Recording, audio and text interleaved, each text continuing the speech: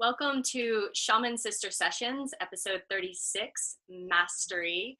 I am Catherine Bird, and I'm here with my shaman sister, Michelle Hawk.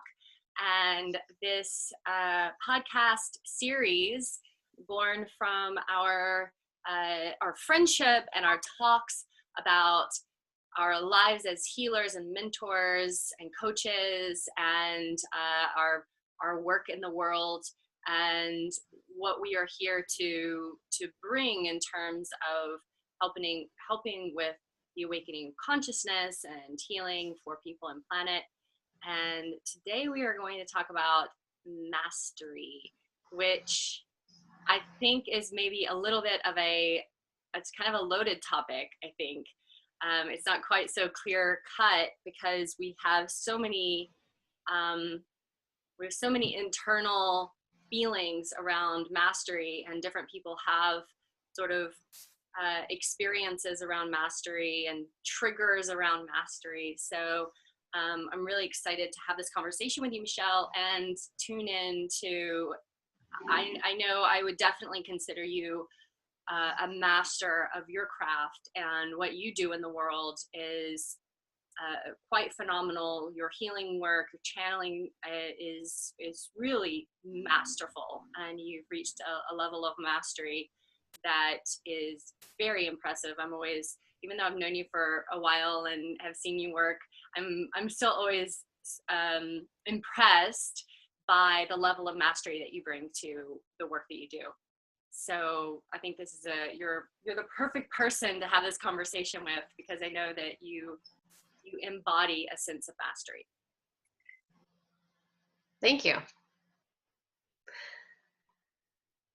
Where do we start talking about mastery, right? That's it's so interesting. When this came up, when Kat and I were speaking about what do we want to talk about this week, this is something that I feel is coming up so strongly for myself. And I'm seeing this, this is something that has been a continuing theme for you stepping into your work, your mastery as well.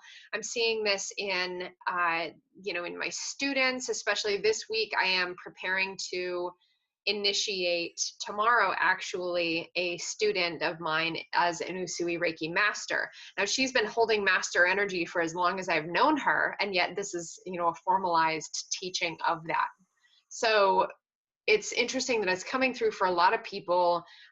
And yet, with mastery, I feel as though it's really important to acknowledge it doesn't mean any level of knowing necessarily that's greater and about mastery, I'm finding the more that I step into mine, the less it feels important that I claim any particular type of knowledge or expertise about it. So it feels really funny to talk about it too in certain ways. Does that make sense? Absolutely. When it came up and I was like, okay, so what are we going to talk about?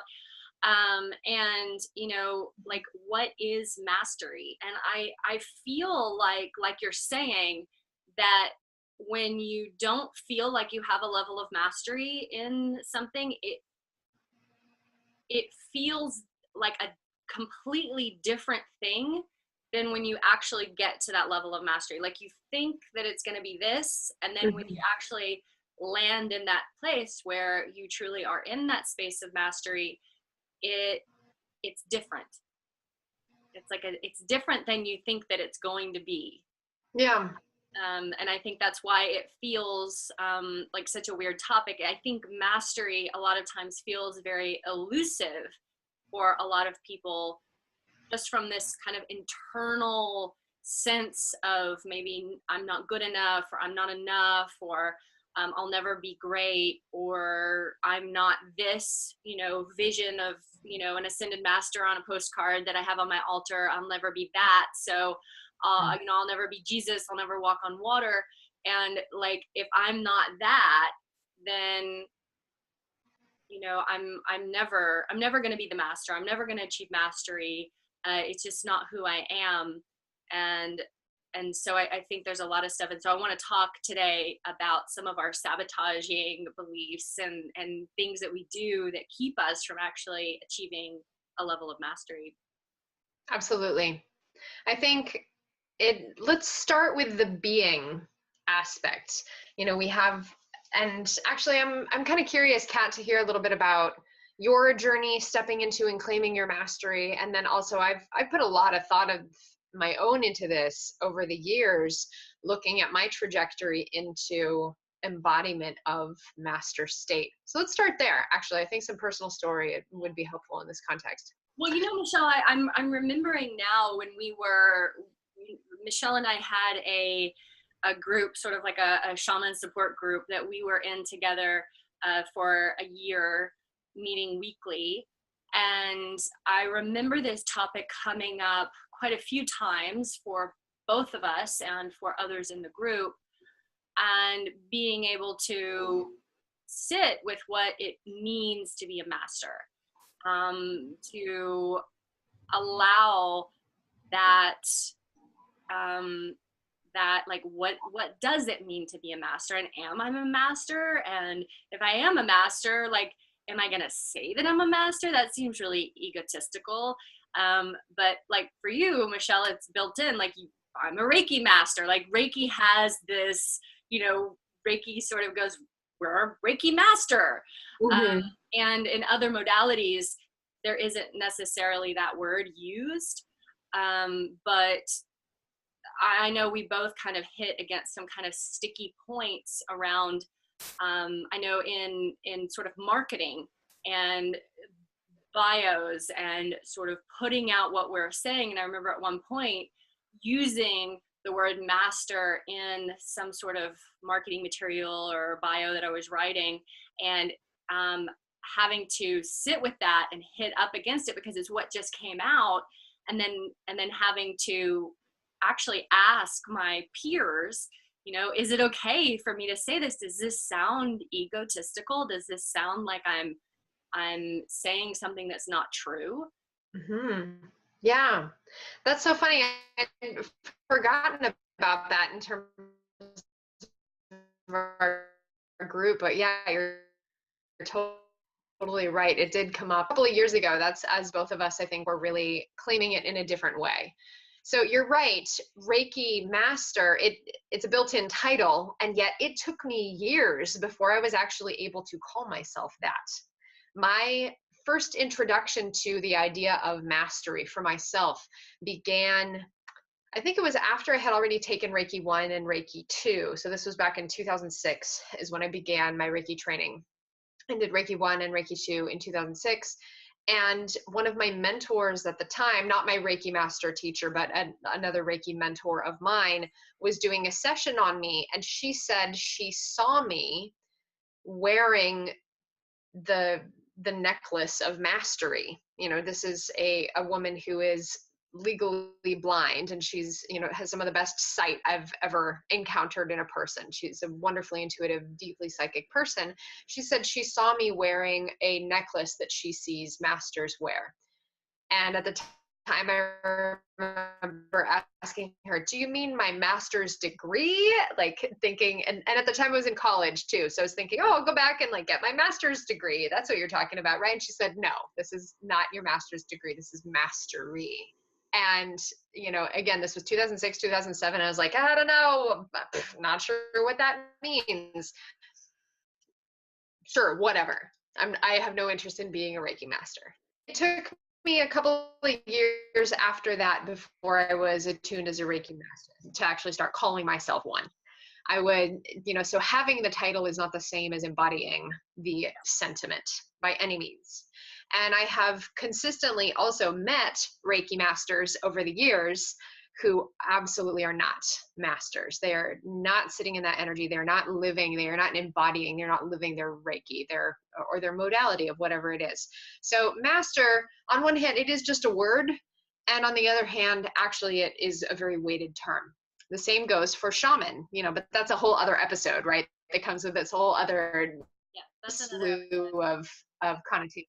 Exactly. But for right now, mastery, I remember, I think it's really honestly only within the last couple of years that I have really been finally feeling this ease around embodying and claiming that. I mean, I've been calling myself a master for years having, I have the piece of paper that says it on it. I've been doing the training, and yet to actually live it, I think has only really been within the last couple of years.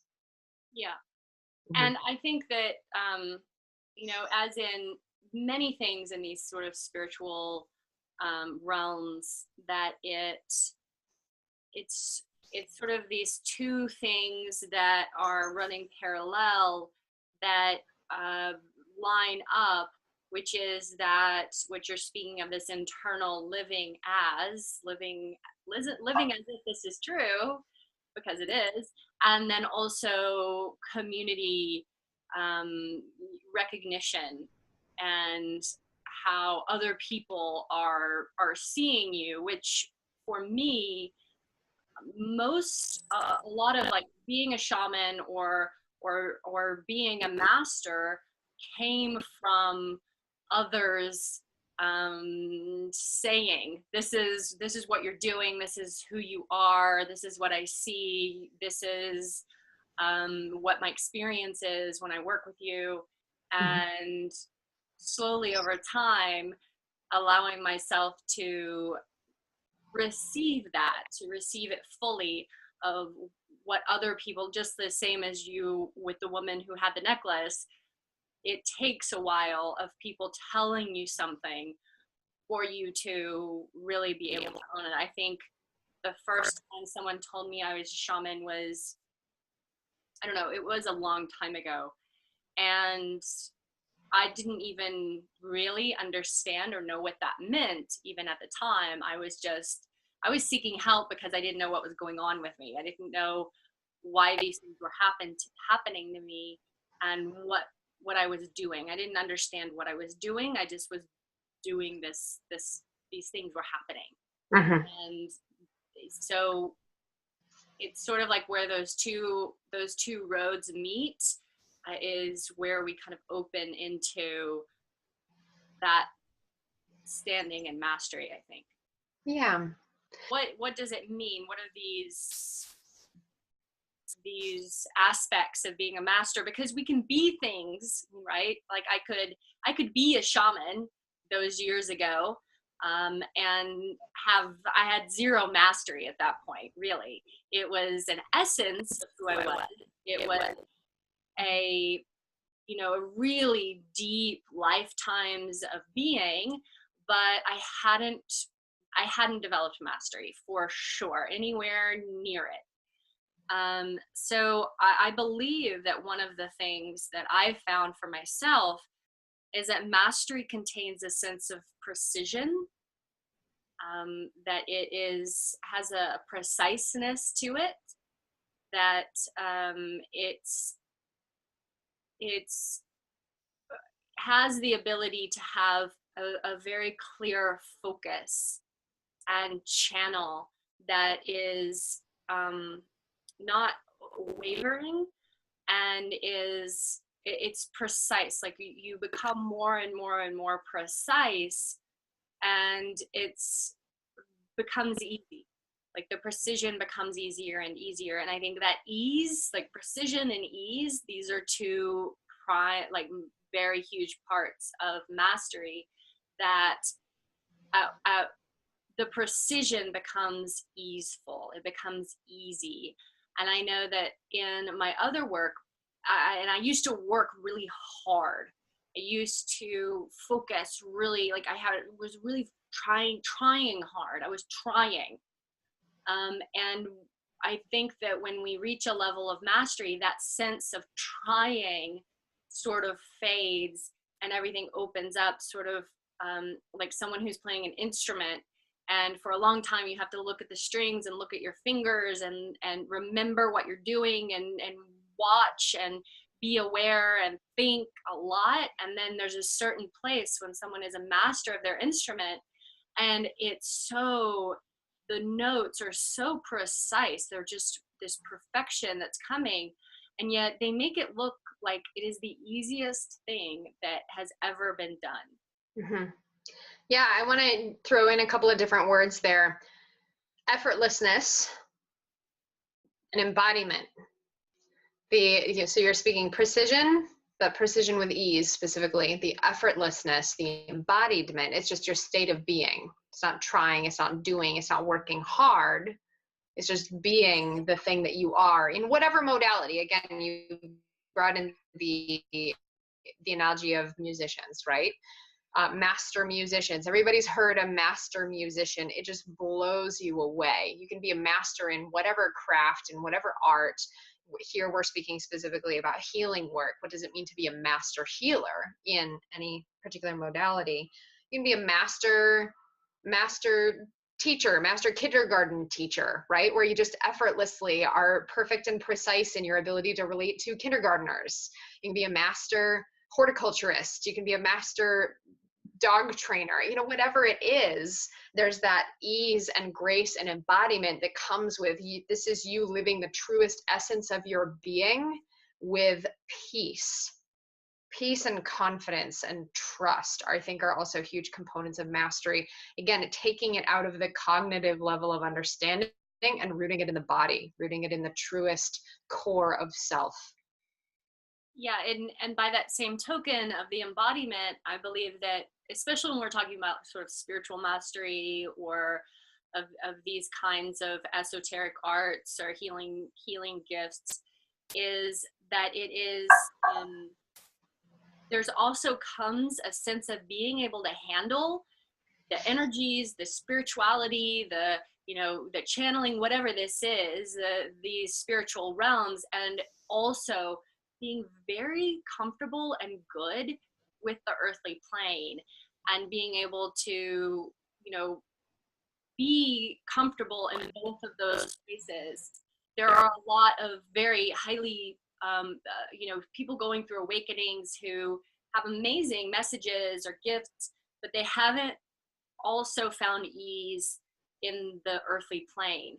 Mm-hmm. And I think that I know for me, it took quite a while to find ease in both realms.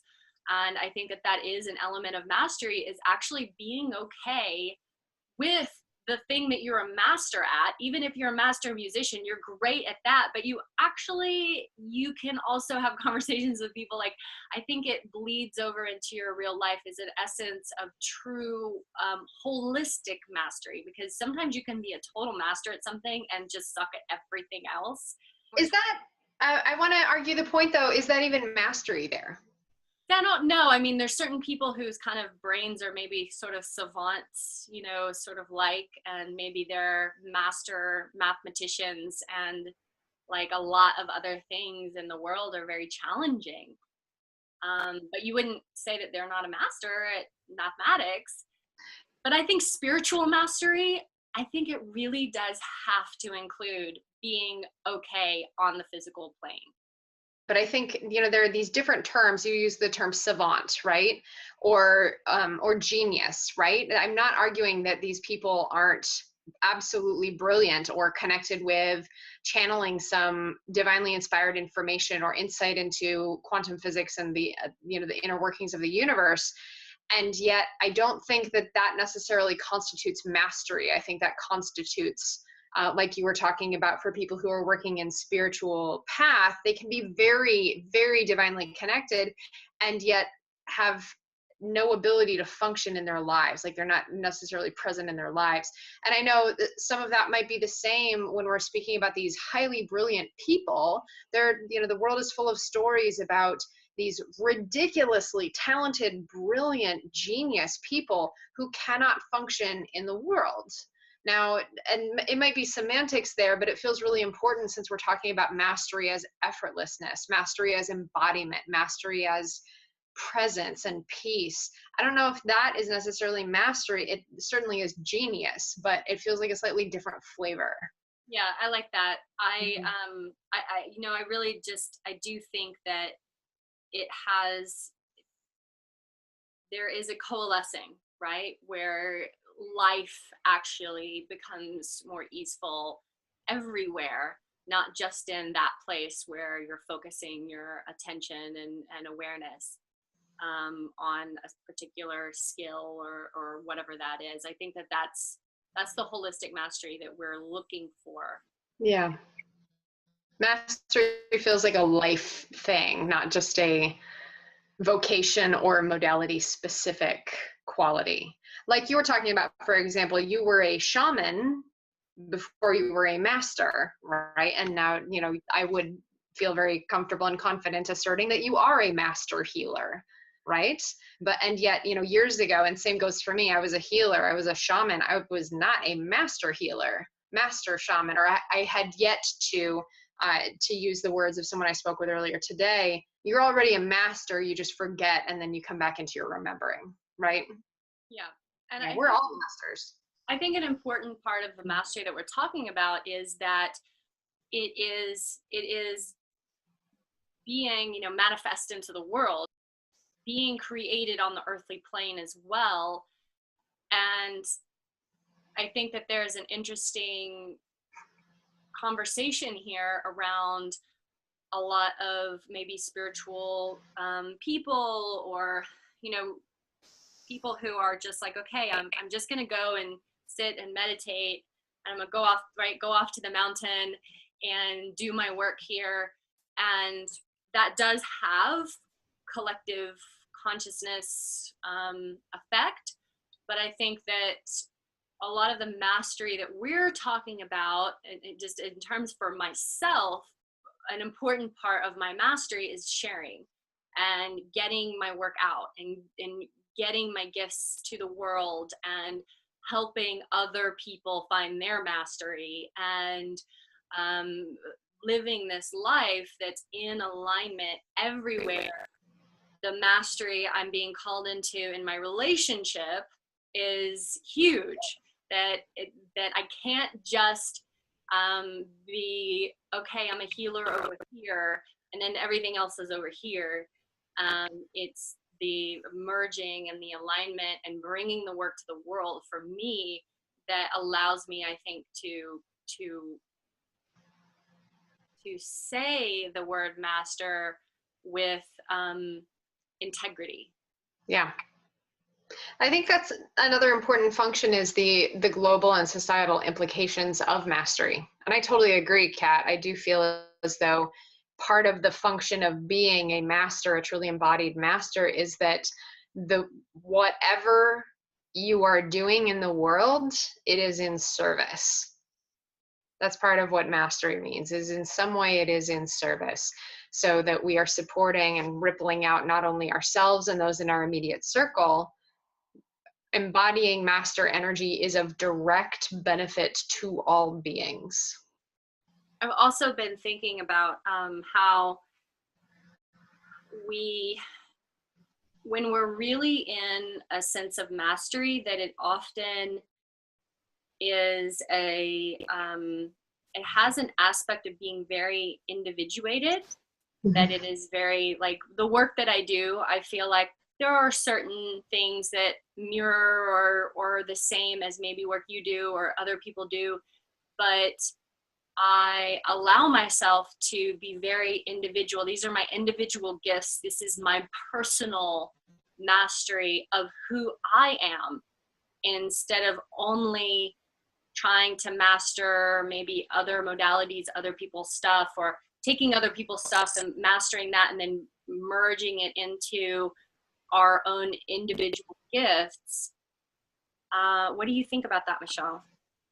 Yeah, I think that kind of goes back to how we started with, even though I received a piece of paper in 2008 that had the word master on it. So I was certified as a Nusui Reiki master in 2008, and subsequently I have been also certified as a Karuna Reiki master. That doesn't actually have any bearing on my own personal feeling of mastery. I mean, it's nice, okay, great, cool. I have some certain, some papers that say I'm a master, but my claiming of my master journey has been informed by, but not dictated by, those master training experiences. It has been dictated by my own personal investment in my process, everything that I'm doing to bring peace and presence and embodied clarity to my life, not only in my work, but in all ways. my mastery comes from me living my practice more and more every day. Of course, there's always room for more expansion, more follow through. Just recently, actually, I committed to, and I was, I think I mentioned this to you very briefly, where I am one of the worst hypocrites in the world when it comes to telling people to go receive healing work, especially master healers. We need healing work when it's important to go receive and be in a place of nourishing ourselves, especially from other master healers.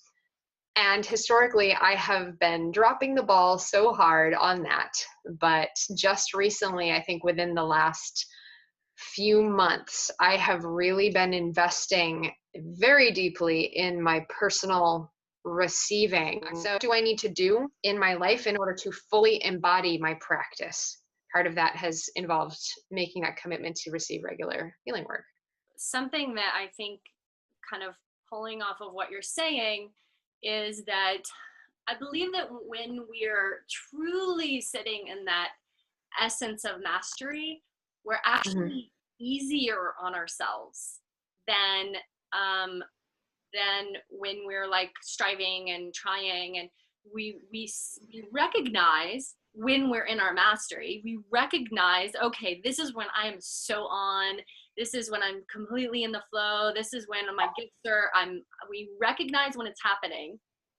We're also become better and better at recognizing when it's not happening. And I think that we also start to become almost like easier, more compassionate with ourselves, that when it's not happening, we're like, okay, I still love you. You're still amazing. This doesn't mean that you're an idiot or a fraud, or you don't, like, you're not in a lot. Like, okay, what do you need to do to get back on track? And now you have these tools and skills that can get you back on track. And it's okay. It's okay that you did this. It's okay that you're not in full alignment at this moment. It's okay that you went and ate pizza and drank a beer, like whatever weird thing that doesn't equate to mastery for each individual person in that moment. But I think that we get a little bit less hard on ourselves, and more genuinely self-loving and compassionate, and put ourselves back on track more easily and with less like shame and less beating ourselves up and less being mean to ourselves. I think it's rigid when we're trying, okay, this behavior from me equals mastery. Again, that's not actually embodying. That's kind of up here of what preconceived ideas do we have about working hard. Okay, mastery equals working hard. Let's talk about what are some of these false ideas about mastery. Mastery equals working hard. Mastery equals knowing a lot, like being an expert. Mastery means sacrifice. Oh, that's a good one. Mastery means sacrifice. Mastery means like denial, like denying yourself things that I want. It also means that I'm separate, that I'm not going to be loved, that I'm not going to find someone who's as masterful or powerful as me enough to love me, and I'll be separate from my community. Right. Mastery is a burden. Is another false idea. This is fun. What else? Yeah, because we say this because this is all the shit that we've had to work through about, uncovering what actually is mastery. So let's debunk these. Mastery is not working hard. Mastery is being in ease. It's working smart, not hard. It's how do I be in the most efficient, effortless, most present way, and things just ripple out from there. You don't have to exert effort. Mastery is not about sacrifice. It's not about, okay, in order for me to be a master, I need to cut every single molecule of sugar out of my diet, and I need to never experience substance abuse, or I need to be abstinent or whatever, and I need to have no fun at all. Whatever, No fun, no fun, no friend time, no social time. Like these, that does not equal mastery. That equals you punishing yourself for something and merits some investigation for sure. Mastery can include all of those things because again, it is easeful presence. It's how am I most in alignment with my highest self on every level in a truly grounded, embodied, compassionate way all the time. So yeah, the pizza and beer thing, yeah, you can have pizza and beer and be a master if that's truly what's in alignment with your whatever, your embodied presence, your easeful, effortless, healthy, grounded, embodied presence. Mastery is not, what were some of the other ones? Not being separate. It's not. There is epic unity consciousness that comes with mastery. You're not separate at all. It has nothing to do with, okay, people don't understand me, people will be afraid of me, or it means that I don't get to have friends, or it means that I have to live by myself in the woods, whatever these, some of these same archetypes that go with the healer, right? Can go with the master of, no one will understand me, right? There is so much peace and connection that comes with the unity consciousness that is truly embodied mastery. Yeah. But it's a valid fear, right? So again, going back to, we are all masters. Every single being, human and otherwise, is a master. Or when we are in our mastery, our truly embodied, spacious, expansive presence, that is the ultimate unity consciousness. Yeah, so these are some important sort of beliefs that actually can keep us from diving into our mastery and from claiming it, from living it. These are sources of self-sabotage. So what are some of the other maybe beliefs or things that we do that we can watch out for that are sabotaging sort of either where we're coming from or the things that we're doing? I felt like we hit some really good ones there. That one in particular that I am currently working on myself is that, again, that mastery equals working hard. That one is a big one for me. And I know where that comes from in my programming. I feel very grounded in my awareness of how I learned that. And what I am doing with stepping into overriding that program, stepping into the mastery, is it's not about doing anything. That's what I'm sitting with right now, is my mastery doesn't come from me doing anything at all. It comes from me being, and it comes from me discerning is an important part of kind of, in discerning what is in alignment with this expansive embodied space, what is not in alignment with this expansive embodied space, and me simply doing as little as possible. Quite honestly, that's what I'm practicing right now in my mastery, is doing as little as possible. And I know for me, I've always been an overdoer, right? I'm a way overdoer. I'm a way overgiver. I'm an over teacher. Like I'm just like, and so it's definitely been a practice for me over years of time of kind of reining myself in and being more in that state of being and allowing sometimes that less is more and sometimes less is just perfect. And one of the things that I think that kind of sometimes sets people back is this judgment of witnessing others that we see as masters, or maybe reading biographies of these amazing yogis or these masters, and they can do these incredible things, and then we can become inspired by these people and these stories.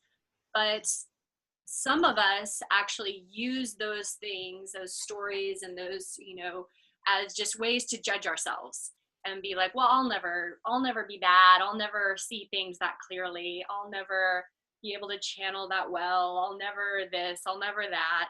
And when we kind of beat ourselves over the head with I'll never, it's really easy for us to sabotage the actions which would get us to the place where we would, or we, would be in that state of being. Mm-hmm. Yeah. Again, getting in our own way, I think. It's one of the biggest obstacles to remembering our master nature. Yeah. And I think that becoming a master, like being able to sit in that, really requires doing all of the internal work around self-love and self-worthiness. And it is not the easiest work to do. It requires a lot of going inside and looking at those places and those programs and the things that we believe about ourselves, and the places that we do feel unworthy and unlovable, and doing that internal work. Well, let's go ahead and what takeaway messages would we like to give people for continuing to unfold your own journey of mastery? Well, I want to say that Alan Watts said that there is no pleasure without skill. Anything that you derive pleasure from actually requires skill. It might not be your skill. Like if you're, drinking an amazing wine, it required the skill of the people who make the wine. Or having an amazing meal, or listening to something, it requires someone to have skills somewhere for great pleasure to occur.